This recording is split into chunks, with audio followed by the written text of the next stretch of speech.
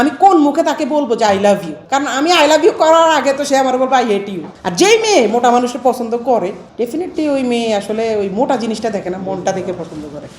আমরা আসলে মোটা মানুষ, আমাদের সাথে কেউ প্রেম করতে চায় না, সবাই আমাদেরকে ভাইয়া হিসেবে দেখে অথবা গুলুমুলু যে আদর করে দেয় ছোটো ভাই হিসেবেই জানে।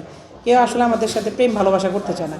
মোটা মানুষ হয়ে এটাই আসলে একটা বড় বিপদ। আমরা যারা মোটারা আছি তারা এটা মানে সবচেয়ে বড় বিপদের মধ্যে যদি থাকি, কোনো একটা মেয়েরে পছন্দ হয়েছে, মেয়েরে বললাম ভাই কেমন আছো, মেয়ে বলতেছে ভাইয়া আলহামদুলিল্লাহ অনেক ভালো আছি, তুমি কেমন আছো, তখনই আসলে ওইরকম ফিলটা চলে যায়। যখন আমরা মেয়েদের কাছে ভালোবাসা মানে প্রপোজাল নিয়ে যাই, তখন যাওয়ার সময় যখন ওই মেয়েটা ভাইয়া বারবার বলে চলে যায়, ওই যে ফিলটা থাকে যে আমি তোমাকে অনেক ভালোবাসি, আমি কোন মুখে তাকে বলবো যে আই লাভ ইউ, কারণ আমি আই লাভ ইউ করার আগে তো সে আমার বলবো আই হেট ইউ।